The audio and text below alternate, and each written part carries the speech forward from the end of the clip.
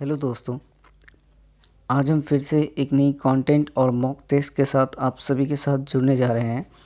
तो कृपया आप सभी इस वीडियो को एक बार अवश्य अपने दोस्तों के साथ साझा करें। कि अगर क्वेश्चंस पसंद आए तो लाइक करें और इसी तरीके के मॉक टेस्ट पाना चाहते हैं तो चैनल को सब्सक्राइब अवश्य करें। तो चलिए आज देखते हैं कि भारतीय काव्य शास्त्र से कौन कौन से क्वेश्चन हमारे सामने हमारे मॉक टेस्ट के रूप में हमारे समक्ष आए हैं। तो बिना समय गवाए हम तो चलिए शुरू करते हैं।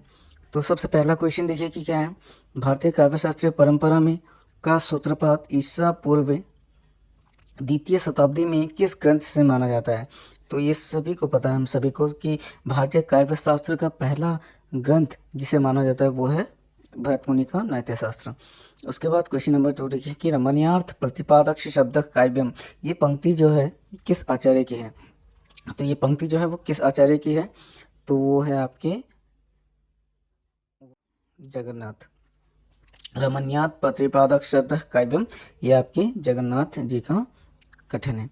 उसके बाद देखिए कि वाक्यं रसात्मक काव्यम, वाक्यं रसात्मक काव्यम उक्ति किसकी है। तो ये किसकी उक्ति है, विश्वनाथ, आचार्य विश्वनाथ जी की उक्ति है। उसके बाद आगे बढ़े तो काव्यशास्त्र का प्रथम आचार्य किसे माना जाता है। यह अभी हमने देखा कि सबसे पहले शुरुआत जो करते हैं वो आचार्य भरत मुनि के द्वारा होता है। उसके बाद कीर्ति भनिति भूति भली सोई सुर सरी सम सब कह हित होई, काव्य प्रयोजन के संदर्भ में कही गई यह उक्ति किस रचनाकार की है। तो कबीरदास, सूरदास, और इसका जो ऑप्शन है वो आपको यहाँ मिलेगा दूसरे पेज में, तुलसीदास या जायसी। तो ये जो काव्य प्रयोजन के संदर्भ में ये उक्ति है, ये ना तो कबीर की है ना तो सुर की, ये है आपकी तुलसीदास की। उसके बाद अलंकार संप्रदाय के प्रवर्तक कौन है। तो सभी को पता है आचार्य भामा। आचार्य भामा जो है वो अलंकार संप्रदाय के प्रवर्तक हैं। उसके बाद नेक्स्ट क्वेश्चन देखिए कि ध्वन्यालोक की रचना किसने की। तो ऑप्शन ए आनंदवर्धन ने। उसके बाद आचार्य आनंदवर्धन ने इनमें से किसे काव्य की आत्मा स्वीकार किया। तो आचार्य आनंदवर्धन जो थे वो ध्वनि संप्रदाय के प्रवर्तक थे और उन्होंने ध्वनि को ही काव्य का आत्मा स्वीकार किया है। उसके बाद देखिए कि विभाव अनुभाव संचारी भाव संयोग रस निष्पत्ति रस स्वरूप निर्धारण का ये सूत्र किस आचार्य का है। तो हम सभी को पता है कि रस सूत्र जो दिया था आचार्य भरत मुनि ने दिया था और वो रस संप्रदाय के प्रवर्तक भी रहे। उसके बाद आगे बढ़े तो शब्द शक्ति के मुख्यतः कितने भेद होते हैं। तो वो 3 भेद होते हैं।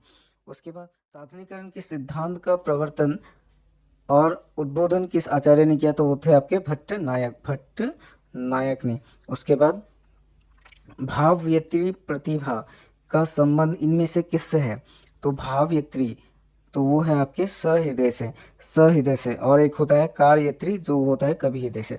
उसके बाद रति हास शोक भय क्रोध आदि भावों की गिनती इनमें से किसके अंतर्गत की जाती है। तो वो होते हैं आपके स्थायी भाव।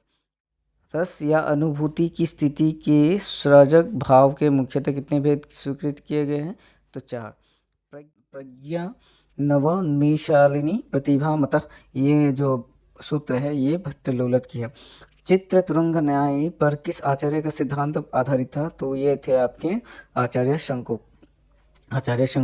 पाश्चात्य काव्य शास्त्र के अंतर्गत किस विद्वान ने अनुकरण को काव्य हेतु माना। तो अनुकरण को हेतु मानने वाले थे आपके अरस्तु, इसीलिए उन्होंने अनुकरण का सिद्धांत और विरेचन का सिद्धांत नामक 2 सिद्धांत भी दिए थे। उसके बाद देखिए कि गिरा अर्थ जल बीची सम कहियत भिन्नी भिन्न भिन्न किस कवि की पंक्ति है। तो ये आपके तुलसीदास की है, ये आपके तुलसीदास जी की पंक्ति है। उसके बाद देखिए कि भाव संधि भाव सबलता तथा भाव शांति किस भाव की प्रमुख स्थितियां हैं। तो ये आपके संचारी भाव के। भाव संधि भाव सबलता और भाव शांति किस भाव की प्रमुख स्थितियां हैं। तो वो आपके संचारी भाव की। उसके बाद आचार्य रुद्रत ने किस रीति का आविष्कार किया। आचार्य रुद्रत ने किस रीति का आविष्कार किया। तो वो थे आपके लाटी। उसके बाद काव्य निर्णय बहुत ही महत्वपूर्ण ग्रंथ है ये। काव्य निर्णय ग्रंथ की रचना किसने की? तो ऑप्शन यहाँ पे मोहम्मद मतीराम और देखते हैं आगे भिखारीदास और चिंतामणि। तो इसके जो आंसर होगा वो आपके भिखारीदास हो गए। काव्य निर्णय ग्रंथ के रचयिता जो थे वो आपके भिखारीदास थे। उसके बाद काव्य शास्त्र के संप्रदायों में परंपरा से कौन सा संप्रदाय सबसे प्राचीन माना जाता है? तो सबसे प्राचीन हमारे रस संप्रदाय है, क्योंकि इसी के बाद से इन संप्रदायों की धारणा शुरू होती है। उसके बाद इनमें से कौन से रस संप्रदाय का व्याख्याकार नहीं है? तो नहीं है पूछा है। तो हम सभी जानते हैं कि आचार्य शंकुक भी हैं, भट्टनायक भी है, अभिनव गुप्त भी हैं, लेकिन जो क्षेमेंद्र हैं वो रस संप्रदाय के व्याख्याकार नहीं है। तो आपके आंसर जो होंगे वो आपके क्षेमेंद्र होंगे। रस तरंगिनी और रस मंजरी ग्रंथों के प्रणेता कौन है? तो रस तरंगिनी और रस मंजरी के ग्रंथों की रचना जो करने वाले थे वो आपके आचार्य भानुदत्त मिश्र थे। आचार्य भानुदत्त मिश्र। आचार्य क्षेमेंद्र ने इनमें से किस सिद्धांत का प्रवर्तन किया? आचार्य क्षेमेंद्र ने आपके औचित्य सिद्धांत का प्रवर्तन किया।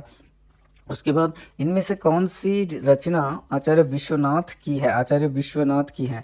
तो हम सभी ने पढ़ा था अभी, काव्य निर्णय जो था वो आचार्य भिखारीदास का था। काव्य प्रकाश जो है मोहम्मद का है। साहित्य दर्पण यह आचार्य विश्वनाथ जी की है, साहित्य दर्पण। उसके बाद इनमें से कौन सा सिद्धांत आत्मवादी है? कौन सा सिद्धांत आत्मवादी है? तो वो है आपके रस सिद्धांत। रस सिद्धांत जो है वो है आत्मवादी सिद्धांत। उसके बाद ये क्वेश्चन थोड़ा सा गड़बड़ लग रहा है, क्योंकि सभी संप्रदाय के प्रवर्तकों ने सभी को आत्मा माना है काव्यों की। तो रस भी है, रीति भी है, अलंकार भी है और वक्रोक्ति, सभी के प्रवर्तकों ने अपने अपने काव्य के आत्मा स्वीकार की है। तो ये क्वेश्चन जो है थोड़ा अलग लग रहा है, तो इसे आप छोड़ दें। उसके बाद छंदो मंजूरी ग्रंथ के प्रणेता जो है वो है आपके भट्ट केदार। उसके बाद किस काव्य को चित्र काव्य भी कहा जाता है? तो वो है आपके ध्वनि काव्य को। वो है आपके ध्वनि काव्य को आप चित्र काव्य भी कह सकते हैं। उसके बाद आचार्य मोहम्मद ने अपने काव्य प्रकाश ग्रंथ में काव्य का कौन सा गुण नहीं गिनाया है? तो ये फिर से एक बार पढ़ लेते हैं कि आचार्य मोहम्मद ने अपने काव्य प्रकाश ग्रंथ में काव्य का कौन सा गुण स्वीकार नहीं किया? तो वो है आपके, आगे बढ़े तो